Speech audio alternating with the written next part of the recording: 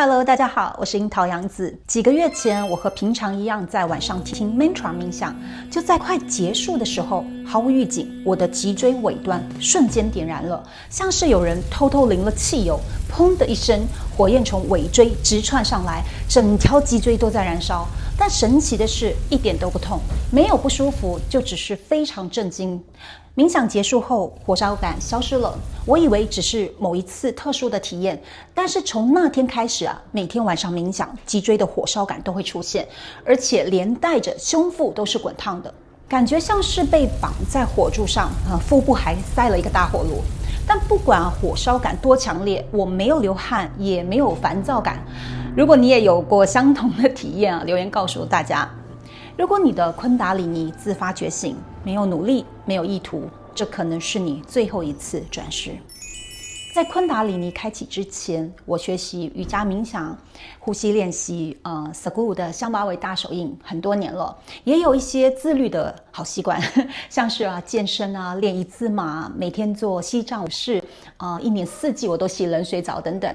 但這次突如其來的着火讓我相當震驚，因為在我開始修後，我就決定我的目標是終身智慧，所以無意間看到這句話讓我很感動。我的修行目標是能自己決定死亡，死得有尊嚴，然後可以的話，我不想再回來體驗這些愛恨情仇，哪怕我沒有前世的記憶，我也可以想象得到，我每一世都在做同樣的事，我不想再經歷下去了。我從來沒有練過昆達里尼瑜伽，我壓根不知道那是什麼，我一直覺得那些是神話，是離我很遙遠的事。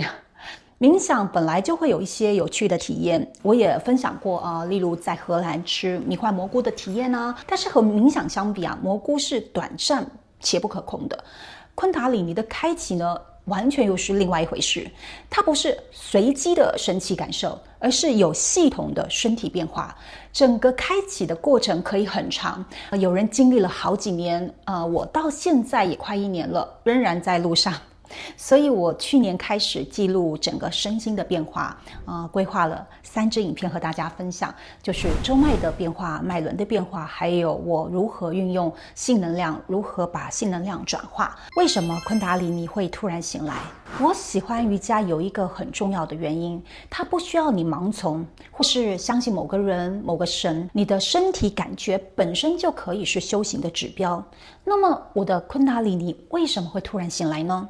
這是一部非常重要的瑜伽經典，叫《希瓦本集》，是哈達瑜伽最重要的3部經典之一。裡面對於經脈啊、脈輪啊、左火啊這些都有很詳細的描述。根據這本經典啊，我的體驗在昆達里尼覺醒過程中其實很常見。昆達里尼這股能量啊，平常是堵住人體最重要的能量通道——中脈的入口。當它開始甦醒，就會沿着中脈上升，而這個整個過程會讓你感受到火燒感或者電流感。經典裡有一個詞叫做 tapas， 梵文裡的意思是熱或苦行啊。透過長期的冥想和特定的這個呼吸控制，身體的能量會從靜態轉為動態，開始發熱，產生 tapas。我那種火燒感就是 tapas 在體內大量累積的結果，這很可能和我練了幾年的香巴維啊、西藏武士這些有關。Sadhguru 的香巴維大手印其實是包含了很多種練習。原本他們的研究是說，練習90天後，生理年齡可以年輕6.4歲，但實際上啊，他的呼吸練習也能幫助產生 tapas。西藏武士呢，它是出自《青春之泉》這本書。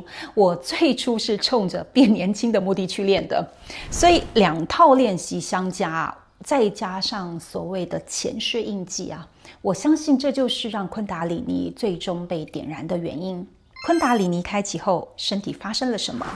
昆達里尼開啟時，每次冥想才會出現火燒的感覺，但是大約在1個月後啊，脊椎和這個胸腹的熱就變成了24小時持續不間斷，不管我有沒有在冥想，它都在。但這種熱度和這個發燒啊、運動後的不舒服的熱啊完全不同。就算是夏天啊，這種熱一樣不影響，你不會變得更熱更難受啊。這個熱好像成為了你身體的一部分。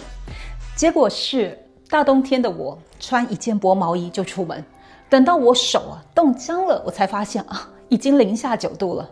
胃口也是整個亂掉了。我有的時候會2、3天都不想吃東西，吃的很少，有的時候又突然間好想吃某樣東西，像是巧克力啊，我就狂吃。就原來開啟昆達里尼不是一次搞定，需要很久很久，所以我覺得我還在各種掙扎。但是呢，這個熱度啊一直維持到現在啊，只是說它從原先的火燒感變成了穩定的那種溫熱。我還注意到2件事，這2個現象比較少在網上有人提到。第一，呼吸變成了燃料。哪怕我不是在冥想，只要我有意識的讓呼吸沿着脊柱往上走，體內的溫熱感就會立刻升溫，重新變成那種燒燙的感覺。這樣做有什麼具體的用途呢？我還在實驗中。第二，溫熱的感覺呢，有時它會自己自動加熱，有時火燒感啊自己會變得很強。同時背後呢會有那種液體不停往上流動的感覺，是往上哦，不是往下哦。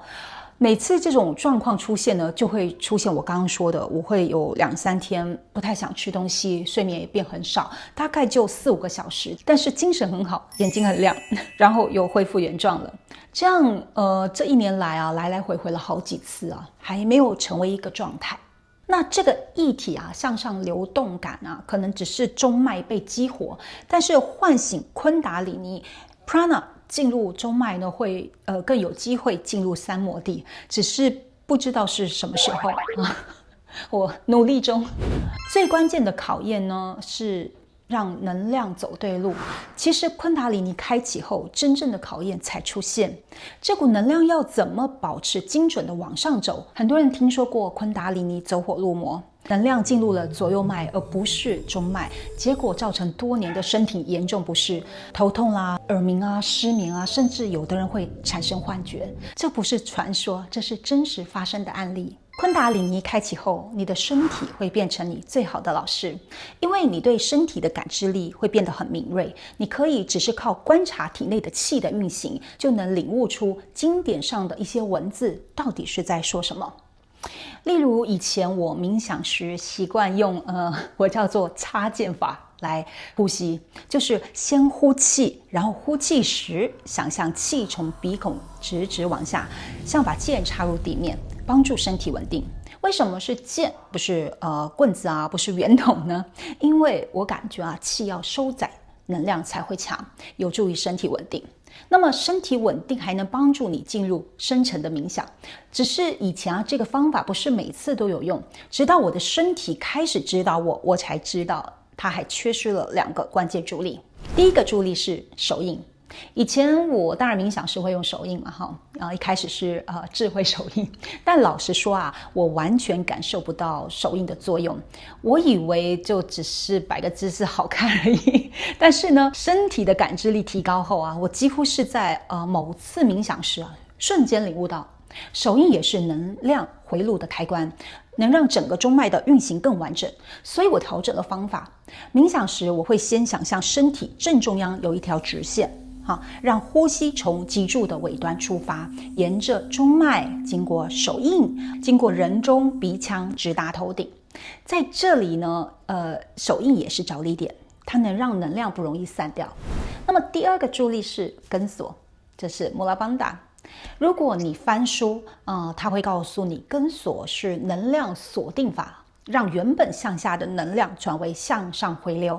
但是在實際操作上，我以前看過一些關於這個解鎖邦達的教學影片啊，也盲目的練過一段時間，後來因為完全感受不到它的好處就停了。其實呢，穆拉邦達和性能量的關係很直接啊。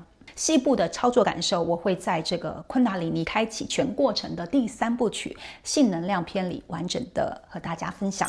我把我體悟到的這2個方法結合，冥想時呢，先想象你的身體正中央有一條直線，或是把脊椎想成一根中空的管子，也就是中脈都可以。同時輕收根鎖，保持，然後注意力放在吸氣與呼氣，讓氣順着脊柱尾端，然後沿着中脈、手印、人中、鼻腔直達頭頂，把能量加壓。你也可以把手印當作是着力點，它能讓你的氣啊，不管是上或下都不容易散掉。然後你再透過呼吸，把這股壓力像抽水馬達一樣往上抽。這就是經典裡說的停氣呼吸法，把氣封在體內加壓，讓能量沿中脈強力上升。但我要特別說啊，你不需要特別追求拙火強烈啊，它只是你進入深層冥想的其中一個現象。只是這樣做的話呢，我的身體被定住的感覺真的會非常強烈，體內的拙火也會燃燒得更劇烈。如果我冥想同時聽 mantra， 更能維持高度的專注。我的注意力之前都是放在眉心啊，後來呢，即使是閉着眼啊，眼前都會出現通道感，然後身體會有一種不斷往前進的感覺。不過我維持不了太久。聽說如果我能一直維持身體的这個前進感，會進入三摩地。從卡里到杜嘎，你覺醒了嗎？當你能透過身體引導這股能量時，你的狀態就會發生本質上的改變。這個在密續文獻啊，這個洗金剛本序中有非常精確的階段描述。初期呢是卡里這個階段，剛甦醒的能量就像野火一樣難以駕馭。這個和我的經驗完全一致。就是你完全不知道發生什麼能量說來就來，我只能被它帶着走。那麼從卡里到 Yoga， 最核心的轉變就是你能夠開始主動運用這股能量，而不是被它帶着走，也就是我現在身處的階段。這個轉變怎麼確認呢？一樣，你的身體會告訴你。比如當昆達里尼的能量真正穿透了中脈上的第一個能量結梵天結，位於脊柱的頂端呢，它是掌管生存本能與物質慾望的能量封印。你會有一種不可思議的輕盈感，不只是身體的輕盈感啊，是那種餓了也無所謂的感覺。你的耐餓能力會大幅提升，你對飲食的這個執念也會明顯變淡。像我以前如果我睡前肚子餓，我一定要吃東西，一定要吃宵夜我才睡得着。現在我完全可以忍着飢餓入睡，而且這種強迫性衝動的減弱啊，不只是對飲食哦，對某個人啊，對性的強迫性渴望等等都會變淡。有一個簡單的練習也可以幫助你削弱這種強迫性。在你很餓、很想狼吞虎咽的時候，等幾分鐘再吃；很想見某個人的時候，忍一天；有強烈的性衝動時啊，坐下來先靜坐個10分鐘、半小時。久而久之呢，你就會發現你沒有那麼毛躁了。這條路我走到哪了？其實昆達里尼開啟只是這個旅程的開始啊。當它在往中脈上升的過程啊，它不是一路暢通的，它會在每一個節啊、每一個脈輪的位置停下來撞擊，然後突破。當然，在整個過程你也會有很強烈的感受和變化。有興趣的朋友呢，可以訂閱我的頻道，下期和大家分享開啟了昆達里尼後，你的身體會有什麼變化。我是櫻桃洋子，我們下回見。